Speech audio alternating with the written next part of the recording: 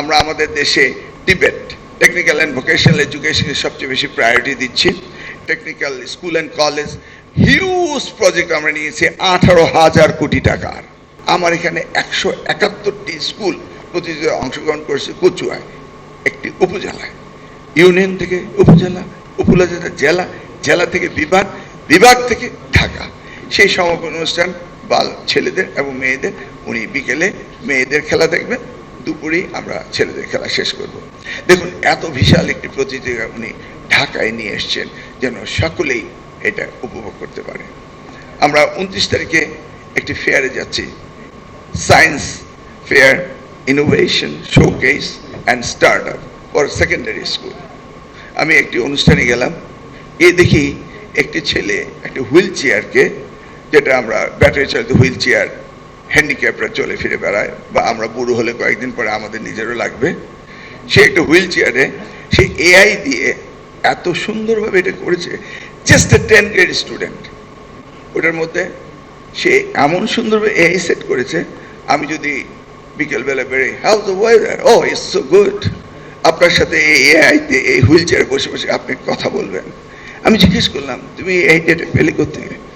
দেখলাম আমার দাদা একা একা বাসায় বসে থাকে, কারোর সাথে কথা বলতে পায় না, আমাকে পেলেই শুধু কথা বলতে চায়। তা আমি চিন্তা, এমন একটা ইনোভেশন থাকতে হবে যে আমার দাদা যেন হুইল চেয়ারে ঘুরে আর হুইল চেয়ারে কথা বলতে থাকে। ইনোভেটিভ আইডিয়া, দাদাকে দেখে ইনোভেট করলো। তা আমি মনে মনে ভাবলাম আমারও কয়েকদিন পরে প্রয়োজন হবে। এনিওয়ে, আমি আর বক্তব্য দীর্ঘায়িত করছি না, খুব ভালো লাগলো। আমি ইনশাআল্লাহ ডক্টর আজিজকে এই বিষয়টিকে লিখে আমাকে দিতে বলবো। যেই ক্লাসে এটা গেলে সুন্দর হয়, মনে হয় ক্লাস 6 গেলেই ভালো হবে।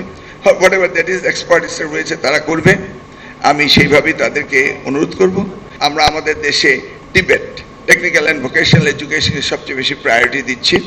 এটা প্রধানমন্ত্রীর এইম, উনি টিবেটকে প্রায়োরিটি দেবেনই। তার কারণ এই জনসংখ্যাকে শুধু হায়ার এডুকেশন গেলেই হবে না, নাকি শুধু higher education honours honours honours, সেটা তো হবে না। সেই জন্য তিনি চিন্তা করছেন যে টিবেটকে দিবেন। এই যে ওনার চিন্তা, যেটা আপনি বললেন যে আমি পিএইচডি করছি লেটলি, দেখুন চিন্তাটা কোথায় থেকে আসছে। আমি তো আমার ঢাকা ইউনিভার্সিটি কেমিস্ট্রির ছাত্র ছিলাম আমি, তারপরে ইউএসএ গিয়ে নিউ ইয়র্ক টেক থেকে MBA করলাম, চাকরি বাকরি করলাম, এসে রাজনীতি করলাম।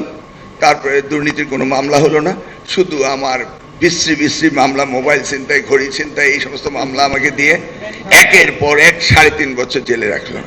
জেলতে বেরিয়ে পাগল হয়ে গেলাম, তো আমি চলে গেলাম মালয়েশিয়া, যে আর জেল খাটবো না, ওখানে গিয়ে কিছু একটা করি। তো ওখানে গিয়ে চেষ্টা করলাম পিএইচডি করার। তো ইন্টারন্যাশনাল ইসলাম ইউনিভার্সিটিতে ডক্টর আজিজ সাহেব বললেন যে এখানে বসে পিএইচডি করে, দেশে গিয়ে জেল খাটার দরকার নেই। ঠিক আছে, এটাই শুরু করলাম। তো আমি যখন আমার 30% ওয়ার্ক হয়ে গেল, আমার প্রপোজাল অ্যাকসেপ্ট হয়ে গেল, কোয়ালিফাইড হয়ে গেলাম, তো আমি ওনার কাছে লন্ডনে গেলাম। রাত্রেবেলা গিয়ে আমি আমার কন্যা স্ত্রীকে নিয়ে ওনার সাথে গল্প করছি। আমার স্ত্রীও পলিটিশিয়ান। তো আমি গল্প করে আস্তে করে বললাম যে আমি একটা পিএইচডি করছি এখন।